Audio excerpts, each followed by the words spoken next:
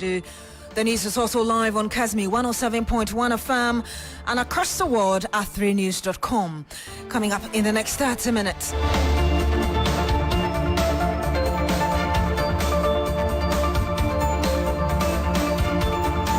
No ID, no transaction. New policy that requires you to provide a Ghana card before you can transact business at any forex bureau takes effect from today. Also coming up this afternoon, Electoral Commission begins a voter registration mop-up at its offices and some selected centers across the country. And much later, thousands of Nigerians have hit the streets to commence a 10-day protest over worsening economic conditions.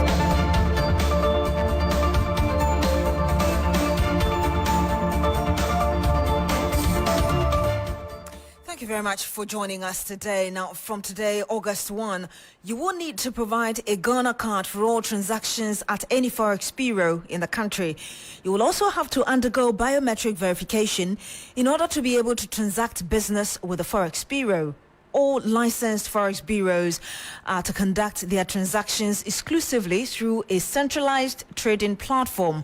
These are among a raft of new measures introduced by the Bank of Ghana in its quest to tighten regulation of the forex trade. Let me bring you some details. Licensed forex bureaus to transact business exclusively via BOG's centralized platform, like I just told you.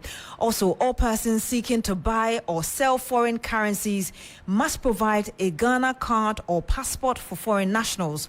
Customers to undergo biometric verification. But what are the practicalities really of this directive, and could this be an effective tool to deal with the instability on the forex market? Professor Patrick Isuming is an economist with the University of Ghana Business School. He joins us live on the phone. Good afternoon to you, Prof. Thank you so much for joining us. Good afternoon and good afternoon to listeners. Thanks for having me. Can you guess what could be informing this policy and the end objective, especially at this time? Well, I think it's all part of measures to try and curb the dollarization of the Ghanaian economy, which some in official quarters believe are part of the reason for the persistent depreciation of the currency. So I think the governor spoke at the last NPC meeting last Friday, and these discussions have come up. So, and don't forget that in the last 2 years or so, there's been attempts to clamp down not just on the forex bureaus or streamline their operations, but also especially the black market operators with enforcement. So, I think this fits in the broader. It sits as part of the broader attempt to clean up or streamline how forex trading happens in the country. And you think this is really an effective way, especially when we understand that about 40% of forex is within the control of the BOG. That means that 60% or more could be on the black market. Well, I think fundamentally we have to address the weaknesses, the underlying weaknesses. And I was glad when, in response to a question last Friday, the governor made the point that the fundamentals have to change. That's not to say the regulatory environment doesn't matter. The regulatory environment matters. The area and the sense in which it matters is especially speculative purchases. So when people who don't need to buy dollars, who are not importing, who are not paying any foreign workers, who are not buying any foreign denominated assets, want to buy dollars purely for speculative purposes. If the rules were tighter and they were being implemented properly, that would deal with some of the depreciation that results from speculation. But I think the bottom line remains that there's just more demand than the amount of dollars available. That is a fact. And if you don't address that fundamental thing, these kind of rules and these kind of streamlining of operations will help, but only to a very limited extent. I think it's clear that the fundamentals of the economy are really weak at this point. And that is the main reason why the currency is losing value. Even when people are speculating, speculation don't come from space. People are betting that based on certain conditions, the currency will lose value, and they start acting on it.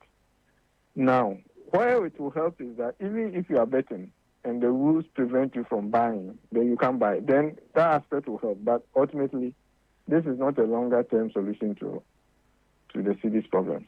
This will not be a longer term, because I was going to ask you the question about another recent announcement from the Bank of Ghana where it was banning, as it were, Forest Bureau operators from displaying the rates as they've been doing or advertising it. You still do not think that bringing this on board could help the situation just a little bit? I think we have to understand what fraction of the forest transactions go through the forest bureaus. That's something we should think about. I don't have the data, but the forest bureaus do more retailing. The bulk goes through the banking system, at least the bulk of the official. Now, then there's the black market. I think one way to understand it is that, the black market has become like an alternative market, because whether we like it or not, when people try to find dollars on the official channels and they don't find it, they will go to the black market and they may find it.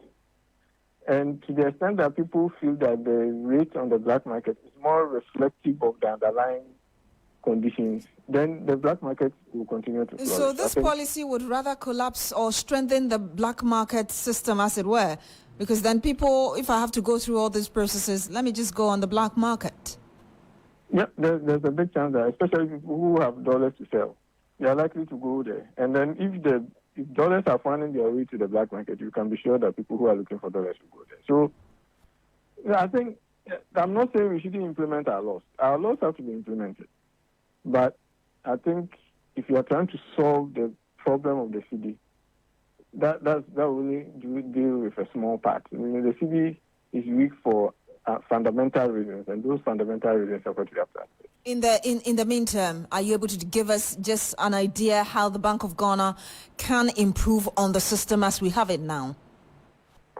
I mean, personally, I think we should just tighten the regulations and, as we have in other countries, where it's extremely difficult for you to buy foreign currency because you have to show evidence that you are traveling, and those checks are very important. I think that looseness in the way we allow anybody to buy dollars, I think that's a problem. And I think that is something that we can do in the interim. Not to say that will solve the problem. The fundamental problem is that we want more dollars than is available. And that's what we have to address. But definitely, especially for speculative activities, strengthening the rules, even tightening them, and preventing anybody to, don't make it the norm that you can just go onto the market and buy dollars. If we did that, that would help. All right, we'll have to end it here. Thank you very much, Professor Patrick Assuming. He is an economist with the University of Ghana Business School. Thank you for speaking to us. Well, we have another Professor, John Gache, with the University of Cape Coast, who thinks that this probably may not address the depreciation of the city, which is one of the reasons the Bank of Ghana is introducing some of these measures. It is proper to have a regulated market for forests, because that's what happens elsewhere. So there's no problem about attempt to regulate to do deeper regulation of the market. But the point is that Ghanaians ordinarily will not be aware that their record is being taken of them, and they could be monitored, and they will continue to participate in that market, especially given that we have a thriving informal market for foreign, like the Goro Boss we talked about. This is a powerful market. If you go to Festo, you see them. If you go to Nima, they are there. You go to Tudu, they are there. You go to other parts of the country, they are there. And they control huge sums of foreign exchange. So for this to actually control depreciation of the currency, I do not see that happening. Again, it looks nice, but it may well be a planned activities to control how political parties, especially the opposition, raise money. So it's an attempt to stop the way people bring money into the country, change it, and donate to political activities. And you heard Professor John Gache. He is a lecturer at the University of Cape Coast Business School. Fire has gutted portions of the Kwadaso main market, whereas running into several thousands of cities have been reduced to ash, with most of the affected items being foodstuff. Affected traders are currently counting their losses. William Evans Income is there for us. He joins us live on the line. William, can you tell us how bad this fire is? Well, so we're talking about 40 shops which have been gutted by, a dawn's fire. And items run in several thousands of cities have been destroyed. I can tell you that currently the affected traders are counting their losses. A hard pill to them. Some of them one of the traders that I spoke to said he just went for a loan just to stock a shop, and now he has to face this kind of unfortunate situation. But Beatrice, I can also tell you that the Ashanti Regional Chairman of the party, Bernadette Chibuitiako, as I'm talking to you now, has made a donation of 100,000 just to assist or help these affected traders, at least just to make up with their losses. So that is the situation now. I mean, it's a hard pill to the affected traders, Beatrice. Thank you very much, William Evans Income there, our Ashanti regional correspondent, bringing us updates on this fire situation in the Ashanti region. Now, the Electoral Commission, AC, has begun its voter registration mop-up exercise. The 3-day exercise from today to Saturday, August 3, is to give opportunity to persons who turned 18 years after the recent limited voter registration and exercise, and those who could not register previously to have their names captured in the voters register. Now, the exercise is taking place across the 268 district offices of the EC, campuses of 26 public universities and 41 prison centers across the country. The EC is targeting between 50,000 to 70,000 new voters onto the electoral roll. Noble Crosby Annan is live on the line. He joins us now. Hello, Noble. What more can you report? Right, Beatrice, so if you come to where I am, the old office of the Electoral Commission, and it hosts 5 district offices of the Electoral Commission. The process has been entirely smooth, no cause for alarm. The party agents are very happy with the turn of events, with how the entire mop-up registration exercise is going on the first day of the exercise. There are no challenges with the system whatsoever, although this is an exercise that is mainly done using the network or internet. So there were concerns earlier, but their concerns have been allayed because the process has been running smoothly since the morning.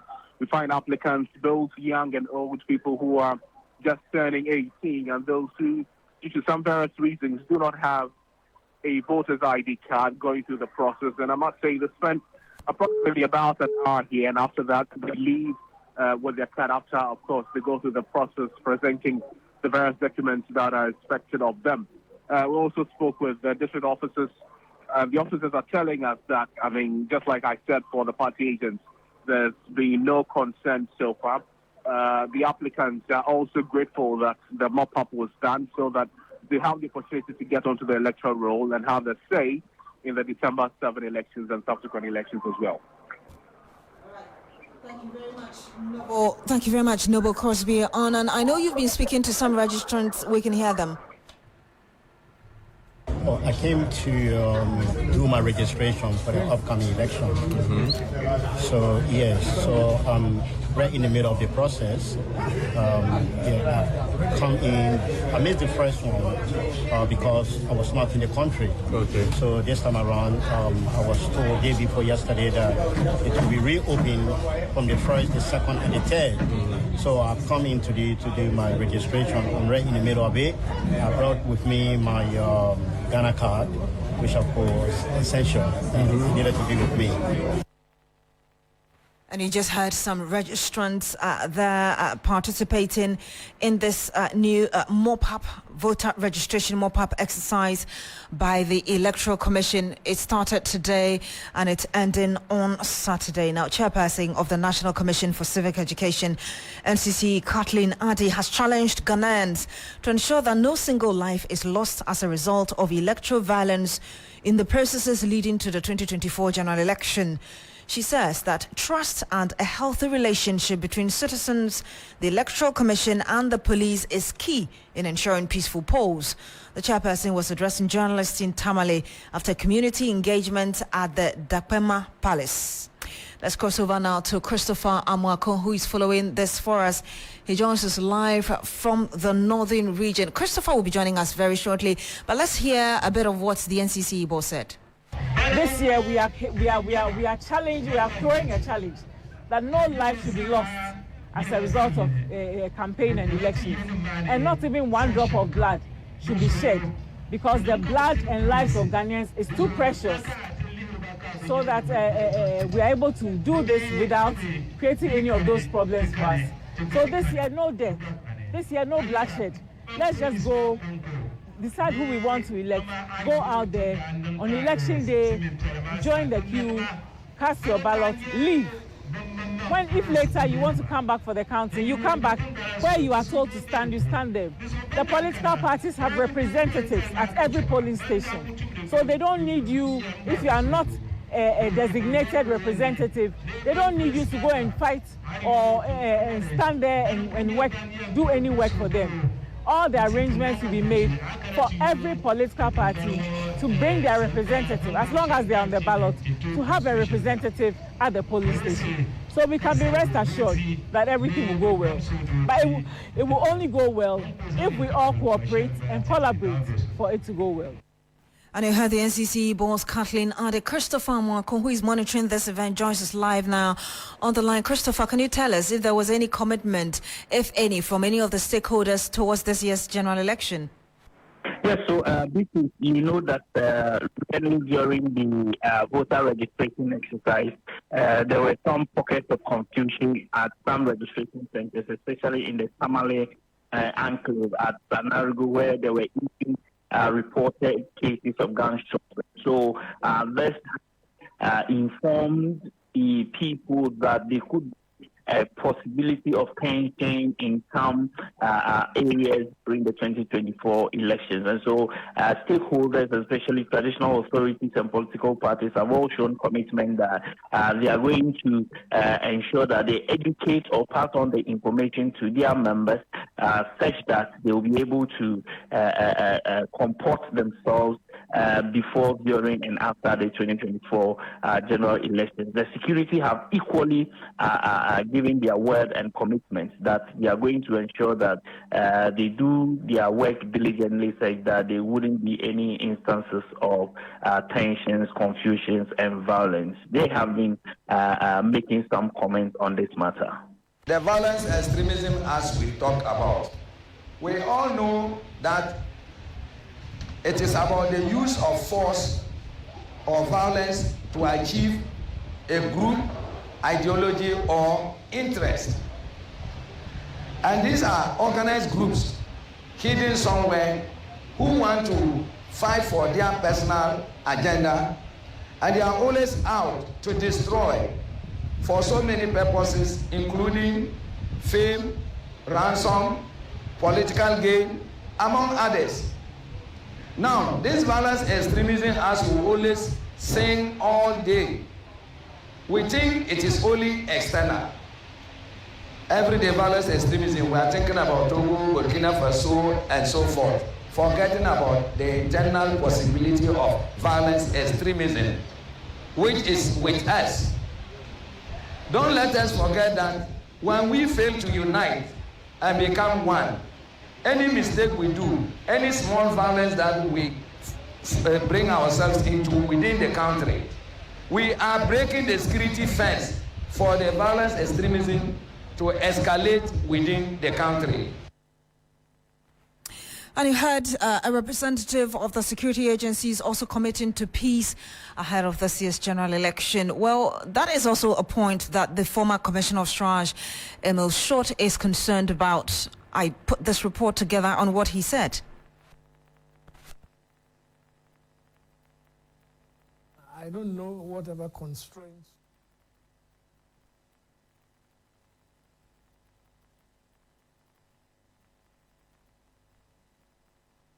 I don't know whatever constraints.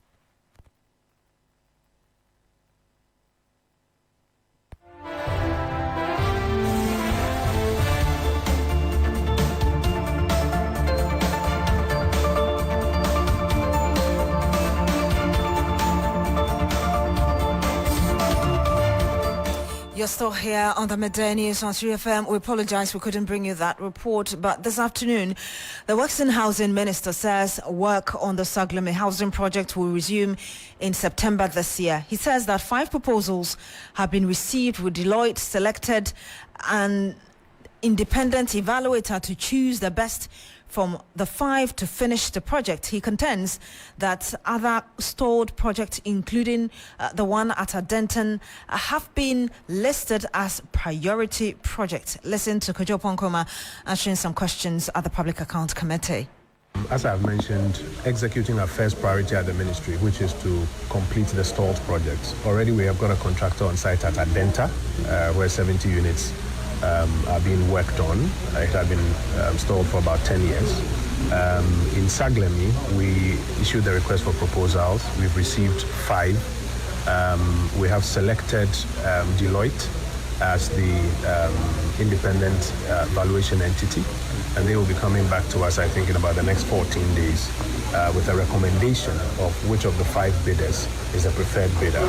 And then we will enter into negotiations and finally sign a contract with whichever bidder is the successful bidder, so that they can get on ground. We are hoping in September to resume work on Saglemi, so that those units can be completed for the people of Ghana to benefit from. At the same time, President Kufuor's affordable housing project in Koforidua, we are going through the processes to select a developer to go onto that site and to finish those units there. I think that was about 300 and something units of housing that is also stuck there. The key thing is that we are not using government resources to finish these projects.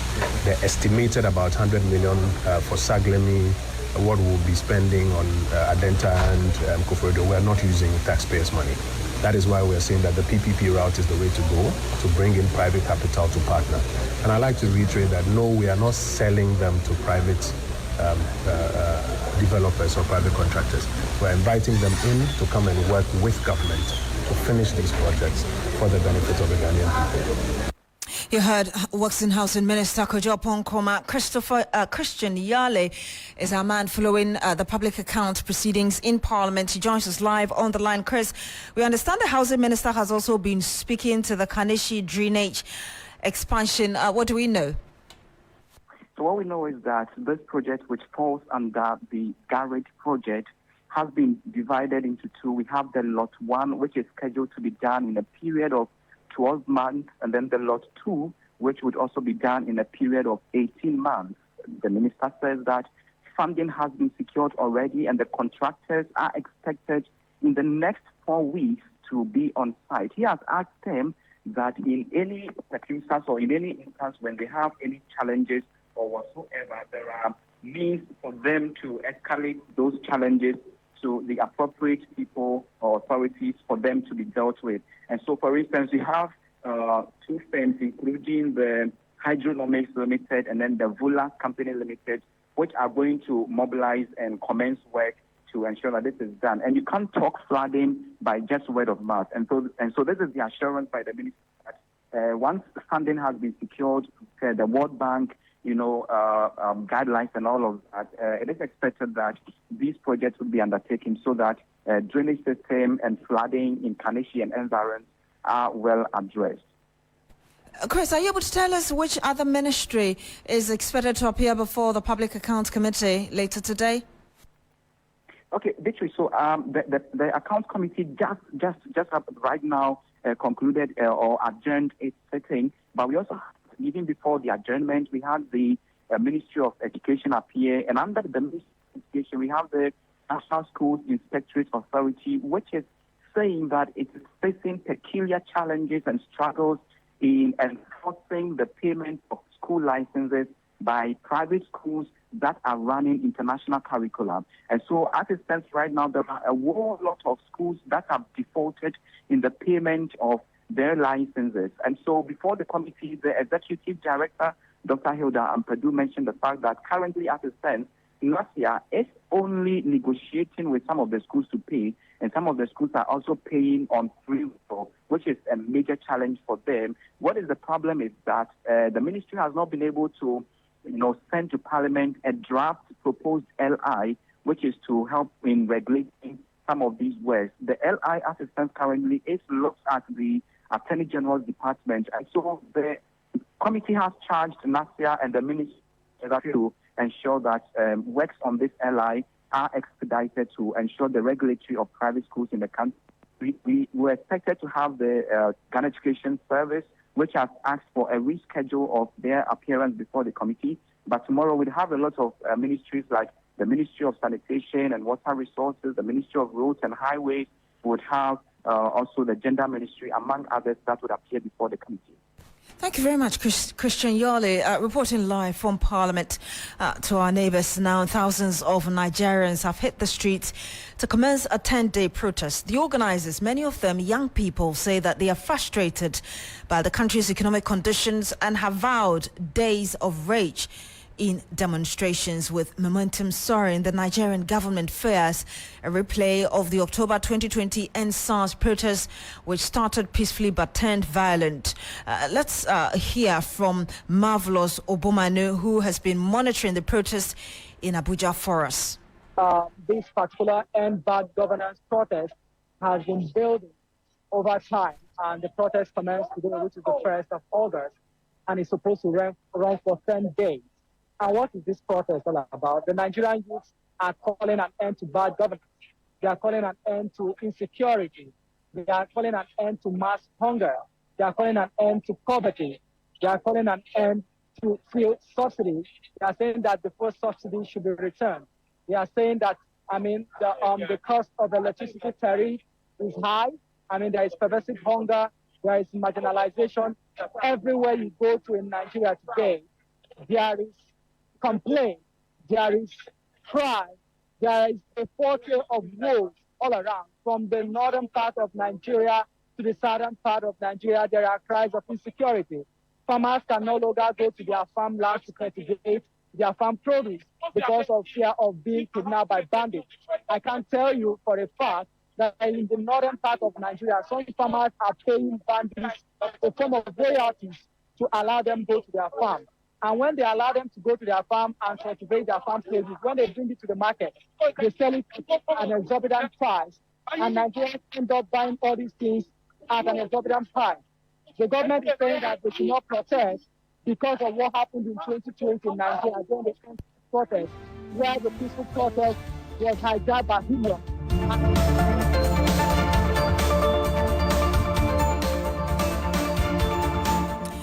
And you heard the Marvelous Obomanu reporting live from Abuja in Nigeria regarding that 10-day protest against economic hardship. My name is Beatrice Adu. Thank you very much for joining us today. Log on to shrinews.com for more news. Have a good afternoon.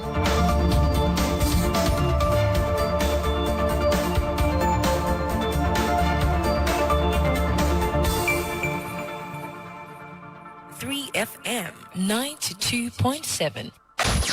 Accra gets busy on this frequency. 92.7 3 FM. Follow us on social media. Twitter at 3FM 92.7. Facebook at 3FM 92.7. And also on 3news.com.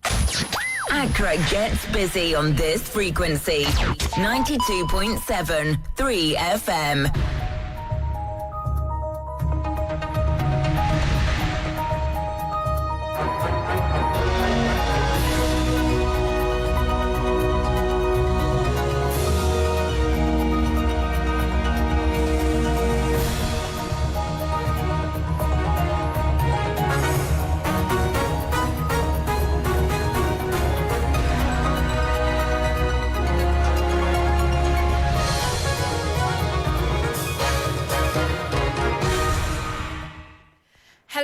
afternoon. Welcome to Business Daily on 3FM 92.7. Coming up, International Monetary Fund urges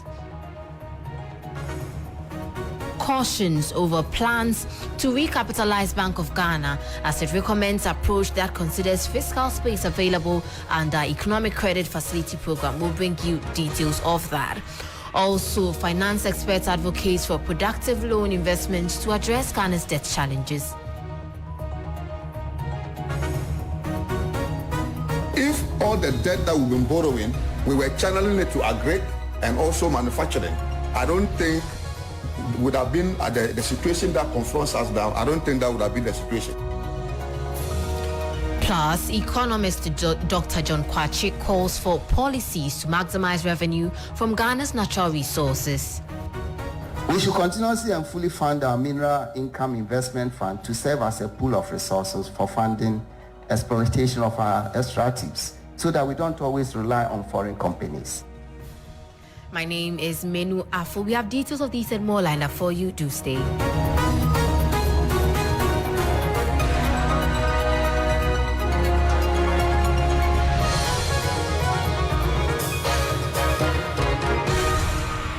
Thank you so much for your time. We'll go straight to our first story. The International Monetary Fund, IMF, is urging cautions approach over plans to recapitalize the Bank of Ghana. According to the fund, the approach should consider fiscal space available under the Economic Credit Facility Program. IMF warns the adoption by Cabinet of the amendments of the Bank of Ghana Act to remain a priority to strengthen the central bank's independence. This follows the high exposure of the central bank to the government of Ghana's financing. It, however, stated that the Bank of Ghana's commitment to maintain a prudent monetary stance is welcome, but more progress is needed to address the fund's safeguard assessment recommendations. The IMF continued that the central bank should continue rebuilding international reserves and accelerate reforms to its foreign exchange intervention framework. Away from that, the Ghana Stock Exchange experienced a significant downturn in trading activity on Tuesday, with total turnover plummeting by a staggering 88.76% to 72,004 cedis 55 pesos compared to the previous trading day. The sharp decline was accompanied by a substantial drop in trading volume, which fell to 34,660 shares. The following report has more. Cal emerged as the most actively traded stock with 17,017 shares changing hands. However, the overall market witnessed a lack of investor interest as evidenced by the outstanding offers for SOJ, GH, Total and FML. Despite the low trading volume, the market's total value of the Ghana Stock Exchange, GSE, increased by 6.74 million cedis to reach 93.31 billion cedis, primarily driven by SCB's performance. The stock closed at a new year high of 20 cedis 10 pesos, gaining 5 pesos on the day. The benchmark GSE Composite Index and the GSE Financial Stocks Index both recorded upward movement, closing at 4,490.80 points. The GSE is operating within an increasingly volatile economic landscape, and investor sentiment is likely to be influenced by broader economic conditions. Well, that was a 3 Business News Desk report. In more stories, finance professor at Gimpa Business School, Ebenezer Bugri Afful, has emphasized the need for loans to be invested in productive sectors that can generate returns. According to him, Ghana's challenges with debt management stem from misallocation of borrowed funds over the years. Recent data from Bank of Ghana indicates that the country's public debt has reached 742 billion cedis, representing 70.6% of GDP as at the end of 2024. Second quarter. The problem we have been facing as a country is that we are not actually using the monies very well. We are investing them in short-term projects when we know that the payments are long-term. The problem has to do with we are not investing it in productive sectors like agri, like manufacturing. So if all the debt that we've been borrowing, we were channeling it to agri and also manufacturing, I don't think would have been the situation that confronts us now. I don't think that would have been the situation. We would have been able to raise enough money to be able to pay the debt because we've actually invested it wisely. So I think that going forward, all government projects, borrowing should be tied to that. We mortgage it so that whatever facility or project that the money is invested in, the project itself will produce the cash flow to pay the debt. That was the Professor of Finance at Gimpa Business School, Ebenezer Bugri and Afful there. Now, economist Dr. John Kwachi is advocating for deliberate policies to ensure Ghana maximizes revenue from its natural resources through active involvement in their exploitation and processing. He believes this would help increase the country's forex supply, as the Bank of Ghana currently can only provide 40% of the needed import cover.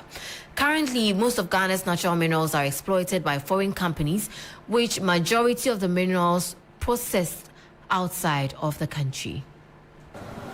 We should continuously and fully fund our Mineral Income Investment Fund to serve as a pool of resources for funding exploitation of our extractives, so that we don't always rely on foreign companies to do that for us. And then we should also resource the Geological Survey Department so that they can map out all our mineral deposits, so that when foreigners come, we tell them that it is here, the bauxite is here, gold is here, and then come and mine it for us. We'll pay you for your costs and give you a profit margin.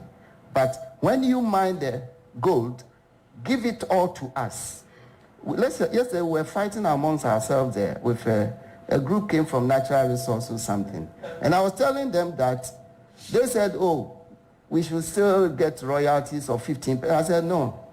Let them come and mine it. We take it, give it the entire output to us. We pay for them for their cost of production, profit margin. They go away, and then we keep it and refine it. Now, let's go on. Economist Dr. John Kwachi there. Meanwhile, the Natural Resource Governance Institute argues that efforts should focus on the effective utilization of revenues generated. According to Dennis Jagir, Africa Senior Program Officer at the Institute, the country already receives significant amounts from companies in the extractive sectors. We need to ensure that we reduce the risk of loss of revenues, because our analysis of the lithium regime shows that even though we take a high government take, and it's not true, let me clarify that it is not true that our fiscal take from our natural resources is 15% and that the companies take 85%. That's not true, because even our carried interest alone is a minimum of 10%. We have, for most agreements in the oil sector and sometimes even in the mining, we have additional interest. And if you have an additional interest of 5%, that takes you to 15%. If royalty rate is 5%, that takes you to 20%. Remember that our corporate income taxes is 35%.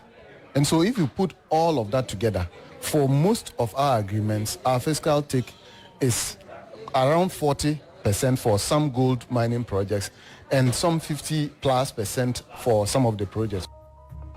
Dennis Jagir is Africa Senior Program Officer at Natural Resource Governance Institute. Well, that's it for Business Daily here on 3FM 92.7. For more stories, please check out our website on www.3news.com. My name is Manu. Afful. Do stay tuned. Urban Blend is up next.